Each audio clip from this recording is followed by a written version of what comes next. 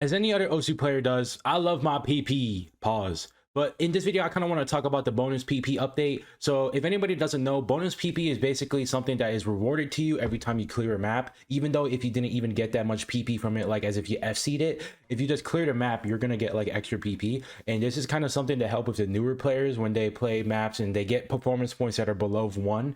If they like clear a map, they get like +1 of their overall PP, even if they got like a 0 PP.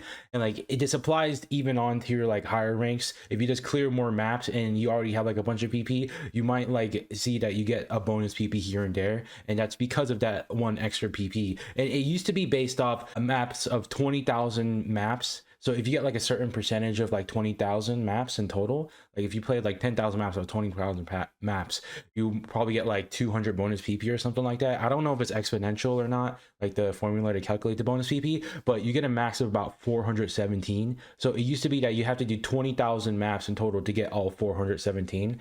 But now it's reverted so that it's all the way back to 1,000 maps instead of 20,000 maps.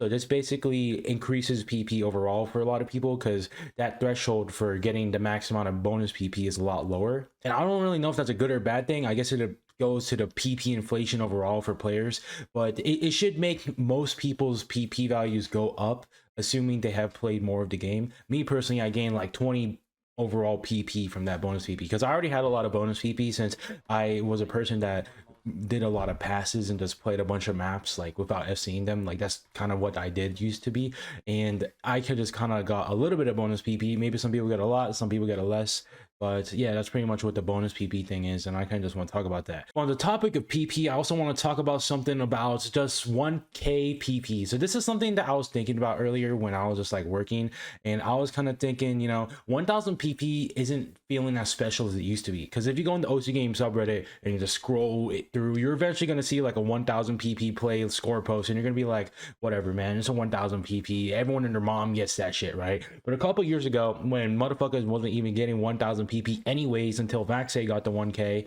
like a 1k PP was unheard of. Like people were saying like the average score back then probably was like 600 or 700. That was like the normal like 1k as it is now. But then like once they saw the 1k, they're like, that's just fucking crazy. I mean, it probably was possible, but it's not like they're just not used to seeing that. And maybe nowadays the fact that 1k PPs are contributed to also just the player base evolving as a whole, but also because mappers are making maps that are easier to get 1k PP on, like speed farm maps like Glory Days and Lionheart DT.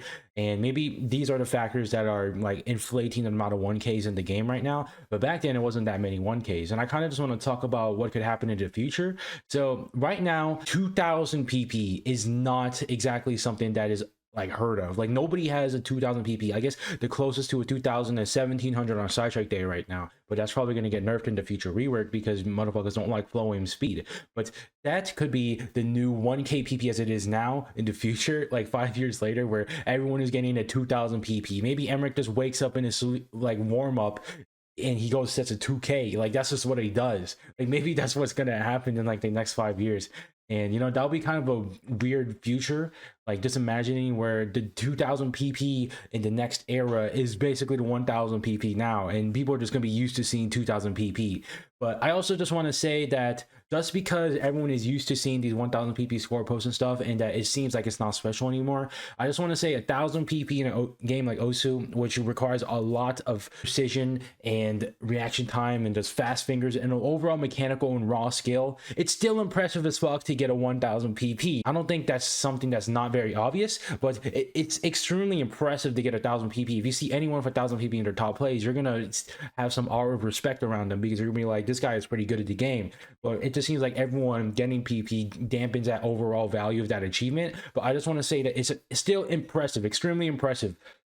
And it's something that I personally want to get. And that kind of extends onto a further topic where, you know, PP values overall, at the end of the day, they're just a fucking number. But if you want to be proud of them and just have them as a representation of the map that you played, like it's still impressive for you personally. Like you should celebrate your own achievements. If you get a 300 PP on something, your first 300, you know, that's fucking awesome. You know, to some other people, they might not give a fuck because it's just 300 PP and they might be used to getting like a 400. But still, for you, you should celebrate that achievement. Don't get other people dampen down your achievements. And if you're getting 1000 PP out here and you don't think it's that crazy because motherfuckers don't think it's that crazy, you should change that mindset immediately and celebrate your achievements. But that's kind of all I want to say about like the PP stuff lately. But yeah.